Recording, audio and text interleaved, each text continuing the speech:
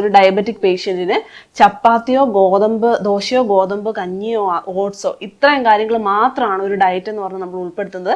ബാക്കി നല്ല നല്ല നല്ല മിനറൽ പിന്നെന്താ വിറ്റമിൻസ് ആൻഡ് മിനറൽസ് ഉള്ളതും ഈ രോഗത്തെ കുറയ്ക്കുന്നതുമായ പലതരം ഭക്ഷണ പദാർത്ഥങ്ങൾ ലഭ്യമായിട്ടും ഇവയൊന്നും പകുതി കഴിക്കുന്നത് ഞാൻ കണ്ടിട്ടില്ല. മിക്കവാറും ആൾക്കാരോട് ചോദിക്കുമ്പോൾ ഗോതമ്പിന്റെ കാര്യങ്ങളോ ഓട്സോ ഇത്രയാണ് കഴിക്കുന്നതെന്ന് പറയുന്നത്. 2 മുട്ട പുഴുങ്ങിയതും നുറുക്ക് ഗോതമ്പിന്റെ കുറച്ച് ഉപ്പുമാവും. റാഗിയുടെ പൊടി വെച്ചിട്ട് നിങ്ങൾക്ക് പുട്ടുണ്ടാക്കാം. അതിൽ വേണമെങ്കിൽ കുറച്ച് അരിപ്പൊടി ആഡ് ചെയ്തോ അല്ലെങ്കിൽ റാഗിപ്പൊടി വെച്ചിട്ടായാലും നല്ലതാണ്.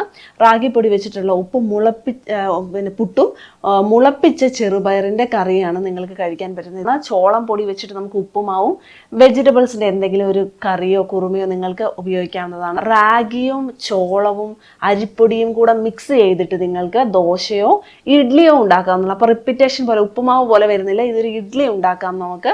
അതുപോലെ തന്നെ കടലയുടെ കറിയും കൂടെ നമ്മൾ ഉപയോഗിക്കുകയാണെങ്കിൽ വളരെ ന്യൂട്രീഷ്യസ് ആയിട്ട് നമുക്ക് കിട്ടുകയും ചെയ്യും.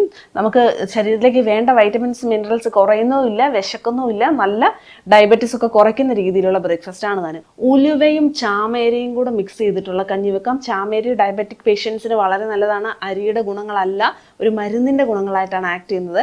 2 ടീസ്പൂൺ ഉലുവ മാത്രം ആഡ് ചെയ്താൽ മതി. പേൾ മില്ലറ്റ് അല്ലെങ്കിൽ ബജ്രയുടെ പൊടി നമുക്ക് അവൈലബിൾ ആണ്. ബജ്ര പൊടി വെച്ചിട്ടുള്ള ഉപ്പുമാവ് നമുക്ക് ഉപയോഗിക്കാം. അതുപോലെ തന്നെ വെജിറ്റബിൾസിന്റെ എന്തെങ്കിലും പുഴുങ്ങിയതോ വെജിറ്റബിൾ കറിയോ ഇതിലേതെങ്കിലും നമുക്ക് ഉപയോഗിക്കാം.